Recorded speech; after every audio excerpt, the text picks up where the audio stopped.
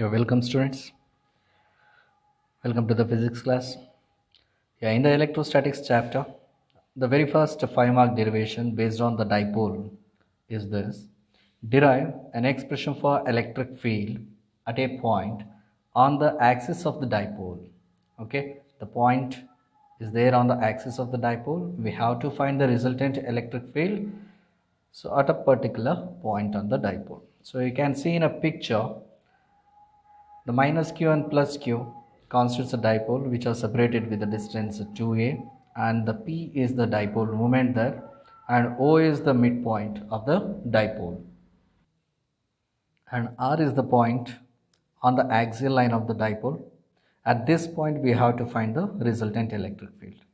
We can see in a picture there are two electric fields E1 and E2, and E1 is the electric field which is having a direction inward because of negative charge. For the negative charges, the electric field directions are inward, we know this. Okay, so E1 is the electric field due to the charge minus q, and the same way E2 is the electric field which is directed outward, so it is the electric field produced from the charge plus q. So the point R, at the point R there is a net electric field, that is E2 minus E1, and this point R is located at a distance of small r from the center of the dipole. Okay, let's start the derivation now. The electric field at R due to minus q. Okay, so this is the electric field due to the first charge minus q.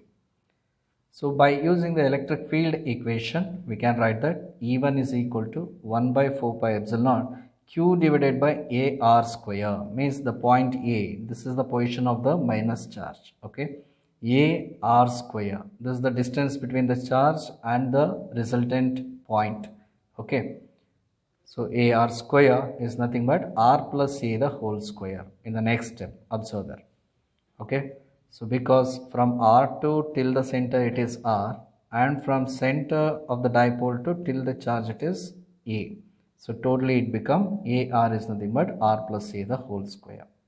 So this is the electric field equation due to minus charge.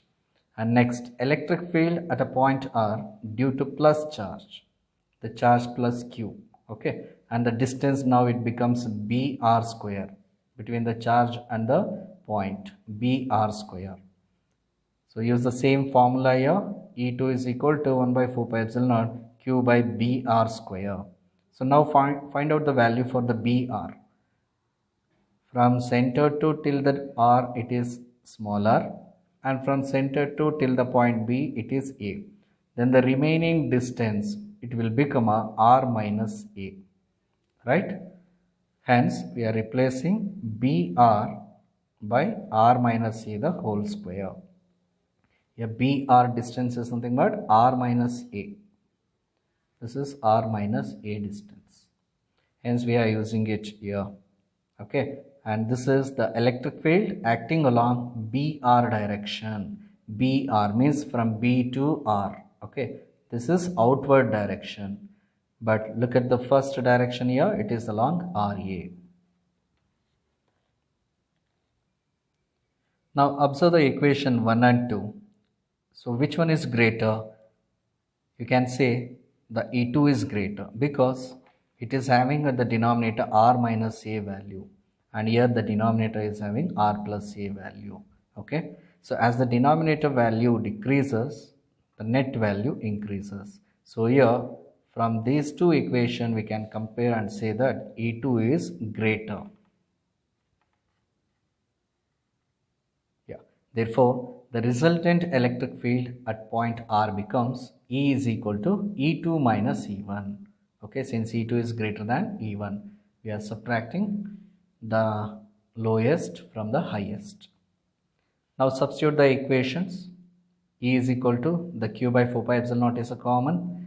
The remaining thing is 1 by R minus A the whole square minus 1 by R plus A the whole square. Now take an LCM here. LCM, cross multiplication, and you can use the formula here R plus A whole square and R minus A whole square, like A plus B whole square minus the A minus B whole square. Then you will get 4AR. You can do this. Okay. 4ar you will get. That value is substitute here. And look at the denominator here. It's look like a plus b into a minus b. A plus b into a minus b is a square minus the b square. And there are squares, so we put square for that. Okay. So E is equal to q by 4 pi epsilon naught. This is 4ar, and the denominator can be replaced by r square minus a square the whole square. Okay. And again I am splitting this 4a as a 2a into 2r. 4 as a 2 and 2. 2a into 2r. Yeah, because we know that the dipole moment formula is q into 2a. Okay, observe in this equation q into 2a is there, so that q into 2a is nothing but p, dipole moment. So the equation becomes 1 by 4 pi epsilon naught 2r into p divided by r square minus a square the whole square. So this is the final expression for the electric field at a point on the axis of the dipole. Okay, and electric field and the dipole moment are in same direction. So this you can conclude through the picture.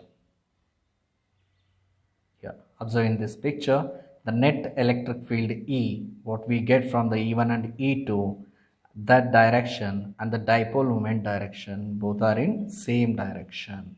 Okay. Now look at the case for a short dipole. What is the meaning of short dipole? If the distance of the point on an axial line is located at a very larger distance than compared to the distance from the center to the other charge. Okay, if r is very much greater than a, then this above formula a square can be neglected, right? If r is very much larger than a, you can compare in this equation, and a square will become a very minimum, very minute. Okay, it takes a very minimum value, so that value we can be neglected because r looks very bigger in front of that. Okay, so then the formula becomes E is equal to 1 by 4 pi epsilon naught 2p by r cube, because in this formula we are neglecting the a. Okay, then you will get r power 4, then one r will get cancelled, you will get r cube, right? So this is the final formula for a short dipole cases. This formula is applicable only for the short dipole. You should know the meaning of short dipole. Short dipole means here the r will be very much greater than a.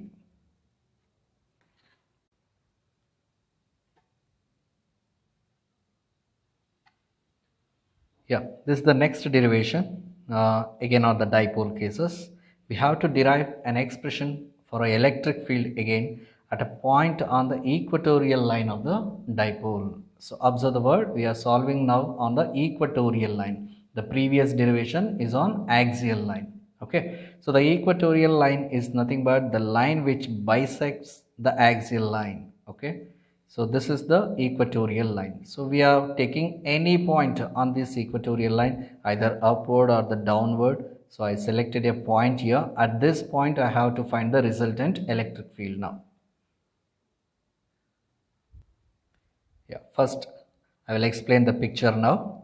So here minus q and plus q are the two charges of the dipole separated with the distance 2a, and the point P is located at a distance of r. Okay, and the vector P denotes the dipole moment. Okay, and the E1 is the electric field. You can see here the E1 electric field which is going inward, that is due to the charge minus q, and E2 is the electric field which is directed outward, and that is due to the positive charge. So positive charge produces the electric field, so that is going outward, and here is an electric field inward. So at this point P there is a resultant electric field which is acting here. Okay, it resembles like a parallelogram law of vector addition concept. Okay, so the resultant electric field which goes in between. So this E is the resultant electric field. Yeah, here the angle PAO is equal to angle APR. Observe here angle PAO. So this theta and angle APR. These two are the alternative angles. Okay, these two are equal. And similarly, the angle PBO is equal to QPR. Observe the angle PBO. BO is equal to QPR, and we call it as a corresponding angles. These two are corresponding angles along the same line, right? So because this resultant line and this axial line both are parallel, so corresponding angles are always equal. Yeah, so we are writing a theta and theta. Understood? Now by using the Pythagoras theorem, in triangle APO, take one triangle APO or BPO also you can take, okay? Because here we know the adjacent side here, we know the perpendicular line, that value, that is also R, but we doesn't know what is the hypotenuse value. To find out that, we are using Pythagoras theorem. So by using that in any one of the triangle, you will get AP square, hypotenuse square is equal to AO square plus OP square. So it's nothing but R square plus the A square. Similarly, you will get the same value even for the BP square also. Okay, for the two hypotenuse, you will get the same value, R square plus A square and R square plus A square. Yeah. Now let's find out the two electric fields E1 and E2 first, and then we find the resultant electric field. Now the first electric field is due to the minus charge. Electric field at P due to the minus Q is nothing but E1 is equal to 1 by 4 pi epsilon naught Q by AP square. From charge to till the point, the distance is AP. Okay, AP. But that AP square is nothing but R square plus A square. Substitute here. AP square is R square plus A square. And the direction is along PA. P to A. So that is the direction of the electric field E1. Similarly, the electric field at point P due to plus Q, due to the positive charge, can be written as E2 is equal to 1 by 4 pi epsilon naught Q by BP square it is. So BP square is nothing but, again it is the same value, R square plus A square, and the direction is along BPQ. Okay. So the electric field E2 is directed outward, hence the direction is along BPQ. Call this as a equation 2. From the resolution of vectors, okay, we can resolve the vectors, right? Horizontal component and vertical component, we know this, okay?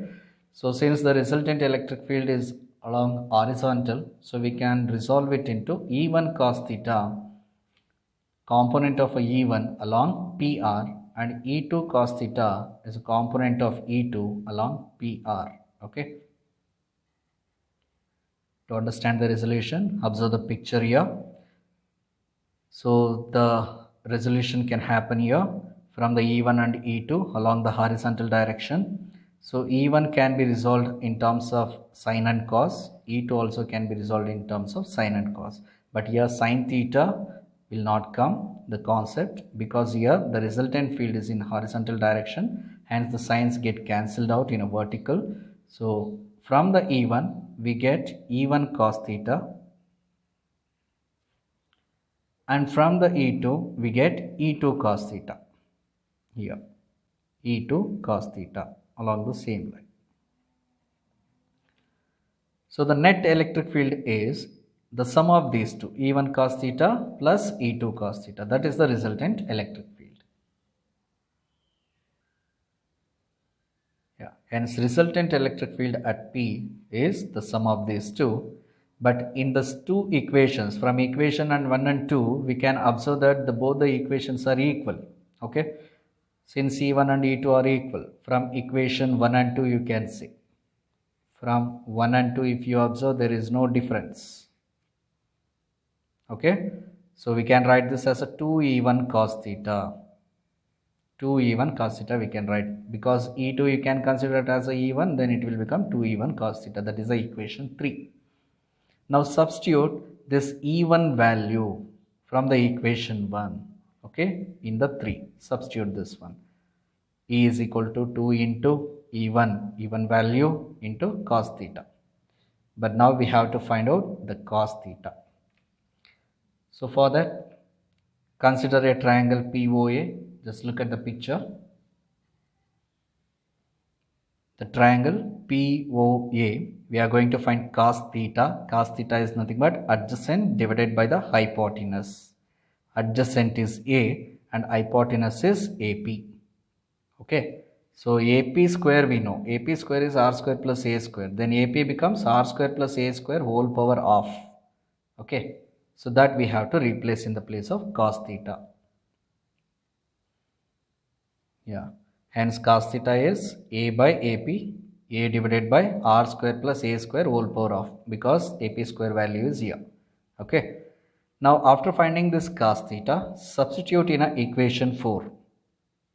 Therefore, the equation 4 becomes E is equal to 2 into 1 by 4 pi epsilon naught q by r square plus a square into cos theta value. Substitute here. Now, this is like a power 1 and this is half.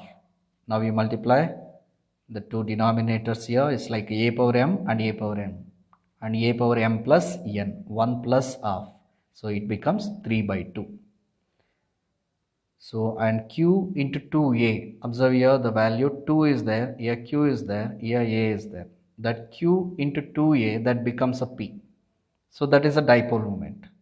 So, what we left with? 1 by 4 pi epsilon naught, and this whole numerator we can write it as a p, and the denominator we can write it as a 1 plus of, that is 3 by 2, r square plus a square whole power 3 by 2. And observe there is a negative sign in the formula. How the negative sign comes? To understand this, we have to look at the picture. Yeah. Observing the diagram, the dipole moment P direction is exactly opposite to the direction of resultant electric field E. So E direction is like this towards the left, but the P direction is towards the right. So these two directions are opposite. Hence, in the final expressions, we got negative. Yeah, so negative sign indicates that the electric field and dipole moment are in opposite direction. So this is the final formula to find out the electric field at a point on the equatorial line of the dipole. Yeah, look at this. By using the last formula, the previous formula, we can give these conclusions. Electric field due to your dipole on the equatorial line at the midpoint of the dipole.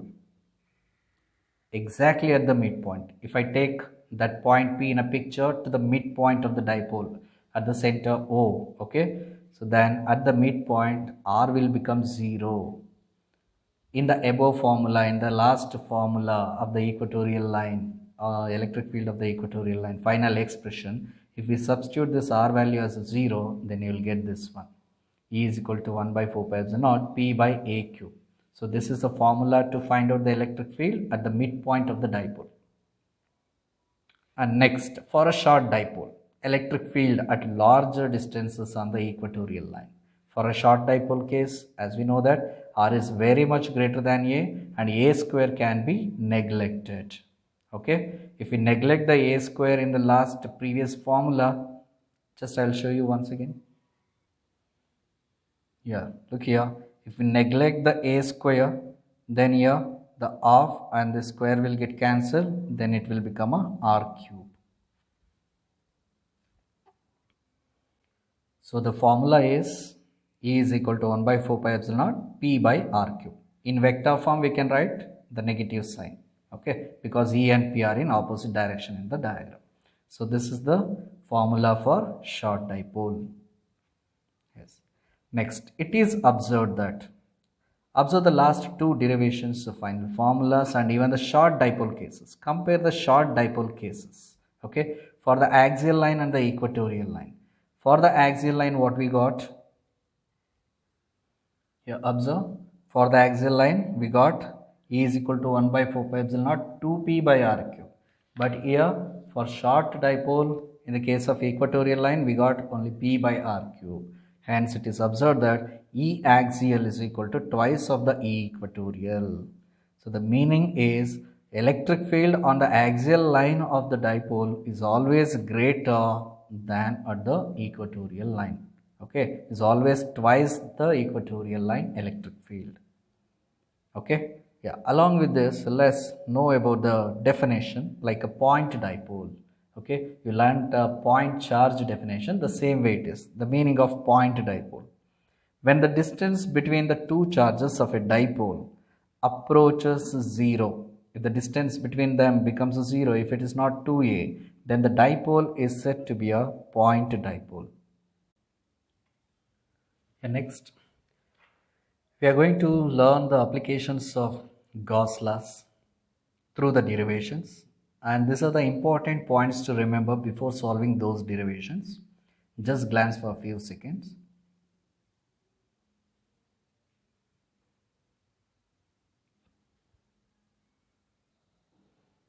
Now the first derivation, now by using the Gauss law, to derive an expression for electric field due to infinitely long straight uniformly charged wire by using Gauss law.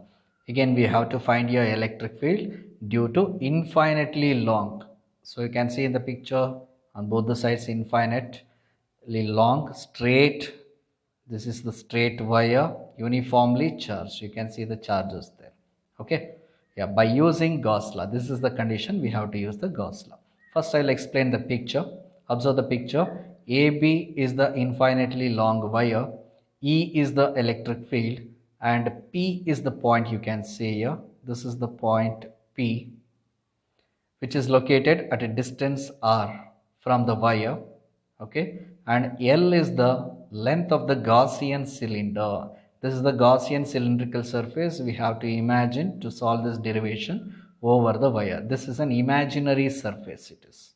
Okay, actual conductor is the line AB, and we are having a charges on the wire. Here you can see the charges. Yes. Now let's solve the derivations here. Flux through the end faces is 0. Through the end faces, there are two end faces because there are no components of electric field along the normal to the end faces. This is the most important point we already studied in our electric field line properties. The field lines are always goes normal to the surface of the conductor, perpendicular to the surface of conductor. It cannot go parallelly on both the side, right? So it cannot go parallelly to the surface of the conductor. So the field line is going perpendicular. Hence there are no fluxes. Fluxes are nothing but field lines. Okay. So at the end faces the flux is 0. So we are getting only the fluxes through the curved surface. Okay. Not through the end faces of the cylinder. Therefore the flux is nothing but E into area of the curved surface. Through the formula of the flux, flux is the electric field and the area product, right? So the area of the curved surface, it's the area of the curved surface area of the cylinder. Okay, it is 2 pi RL, curved surface area of the cylinder. Now call it as a equation 1, and this is the Gauss law. By using the Gauss law we have to solve it. Take the Gauss theorem now. Phi is equal to Q by epsilon naught, but this is a straight wire, hence we can use the charge distribution, that is linear charge distribution case it is. Okay, so according to linear charge distribution, lambda is equal to Q by L, charge distributed per unit length, Q by L. Therefore Q becomes lambda L. Substitute this Q value here. The Q is lambda L by epsilon naught. So now this is the equation 3. Compare equation 1 and 3. On comparing equation 1 and 3, just equate them. E into 2 pi RL is equal to lambda L by epsilon naught. You can cancel the L on both the side. Then take this 2 pi R to the denominator. Then E is equal to lambda by 2 pi epsilon naught R. So this is the final expression to find out the electric field due to an infinitely long straight wire by using Gauss law. And here the direction of electric field is perpendicular to the wire, you can see in the picture, okay, and directed away from the wire. And the next application of the Gauss law is this, the next derivation. Derive an expression for electric field due to uniformly charged infinite plane sheet by using Gauss law. Now we are using the material, the charged plane sheet. It's an infinite again we are imagining, okay, and that is by using Gauss law. Yeah, look at the picture. I will explain you the picture. So to solve this case, we have to imagine this imaginary cylinder which is passing through the plane sheet. This is an imagined one, okay? So this is the actual charged one. So the sigma is nothing but the surface charge density on the sheet, okay? We are imagined the Gaussian cylindrical surface which is passing through the sheet, okay? Yeah, here you can see the electric fields on the end faces now, but there are no electric fields through the curved surfaces, okay? It is the case opposite to the previous one. So here end faces has the electric field, the curved surfaces no electric field. And r is the distance between the sheet and each end faces of the cylinder. Let A be the area of the each end faces of the Gaussian cylindrical surface. Okay, yeah, the electric field lines are parallel to the curved surface of the Gaussian cylinder, hence the electric flux through the curved surface is zero. Very important. Through the curved surface we won't get any electric field there, okay? Therefore the total electric flux through the cylindrical surface is the flux through the end phase 1 plus the flux through the end phase 2. So we have to add the two fluxes here. Through the flux formula, phi is equal to Ea, and again phi is equal to Ea. Ea plus Ea becomes 2Ea. Call it as a equation 1. Now use the Gauss law, phi is equal to Q by epsilon naught, since it is the surface charge distribution case. Okay, the type of distribution of a charge is surface charge density or surface charge distribution. We are using sigma is equal to Q by A. Therefore Q becomes sigma A. So substitute this Q value in this equation 2. Therefore equation 2 becomes sigma A by epsilon naught. Now compare the equation 1 and 3 now. Compare it. E into 2A is equal to sigma A by epsilon naught. So here A and the A get cancelled. Send this 2 to the denominator. You will get the final formula. E is equal to sigma by 2 epsilon naught. Okay, this is the formula to find out the electric field due to charged infinite plane sheet by using Gauss law. And here the direction of electric field is perpendicular to the plane of the sheet. Okay, you can say here, see, the electric field is perpendicular to the plane of the sheet. It is going perpendicularly. It cannot go parallel to the plane of sheet, right? Perpendicular to the plane of sheet and directed away from the sheets. On both the side, it is directed away from the sheet. Again, it is a very important 5-mark derivation.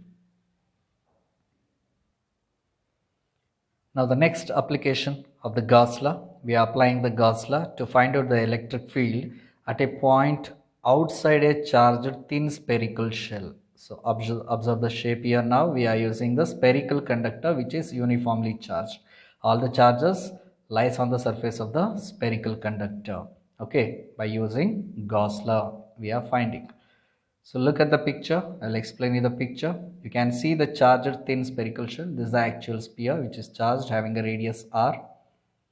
And there is an imaginary boundary over the sphere that is called Gaussian surface. Okay. And the Gaussian surface has the radius smaller. On that surface we imagine a point P. Of course it is having a distance of r from the center, small r. And delta is an area element, what we selected the small area, that area element vector it is, which is directed here, you can see. And E is the electric field which is coming out from the actual sphere through that point P, which is going away because it is positively charged. Yeah. Since it is an area element concept, we are using this formula here. The electric flux through the Gaussian surface is given by phi is equal to summation E delta A cos theta.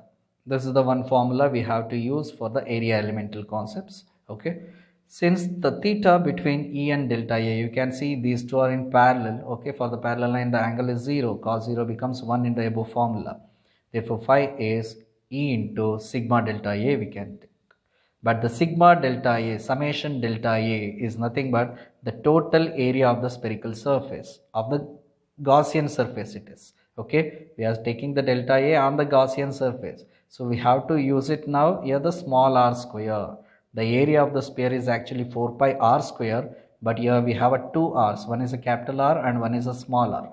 But now we have to take the small r. That is the radius of the Gaussian surface, because we are taking the area element on the Gaussian surface. Okay. So substitute this area value 4 pi r square in the equation 2. Therefore, it becomes E into 4 pi r square. Now, use the Gauss law, phi is equal to Q by epsilon naught. Now, we can equate the equation 3 and 4. Equate the equation 3 and 4 E into 4 pi r square Q by epsilon naught. Send this 4 pi r square to the denominator. You will get E is equal to 1 by 4 pi epsilon naught Q by r square. So this is an electric field formula to find out at a point outside the charged thin spherical shell. Okay, here the direction of electric field is along OP. OP means which is directed outward. Yeah, the next case for the spherical shell only. To derive an expression of electric field at a point just outside. Okay, it's just outside is nothing but on the shell. Okay, we have to find the electric field at a point. The point is lying on the shell or very near, very closer to the surface of the shell. Okay, by using Gauss law. Now observe the picture. Gaussian surface and the shell both are taken at the same surfaces. Okay, almost near. Hence we consider the Gaussian surface also almost very closer to the charged shell. Okay, so we are not drawing one more dotted line there. Observe the point P. Okay, here the R and the capital R is almost nearest to equal. Okay, R is approximately equal to capital R. We know that the previous equation, electric field at a point outside the charged shell is given by 1 by 4 pi epsilon naught Q by R square. This from the last derivation what we have. Now when the point lies just outside the shell, just outside means on the shell, very nearest, then R is approximately equal to capital R. Then this R can be replaced with the capital R. Okay. Now from the definition of surface charge density, sigma is equal to Q by E. Because the charges are distributed over the surface charge density sigma equals Q by A. The Q is nothing but sigma into E. And area of the sphere, the whole sphere, you can take it as a 4 pi r square, area of the shell, 4 pi r square. So substitute this value, Q value, so in this equation 2. Therefore, equation 2 becomes 1 by 4 pi epsilon naught Q is nothing but this, divided by r square. Here r square will get cancelled, 4 pi will get cancelled, then you will get sigma by epsilon naught. So E is equal to sigma by epsilon naught. It is the expression to find out the electric field at a point just outside the charged thin spherical shell. Okay, so we learned the previous case, it is a point outside the shell, and this is the case just outside or on the shell. Now the third case, observe electric field at a point inside the shell. What if I select this point P inside the spherical shell?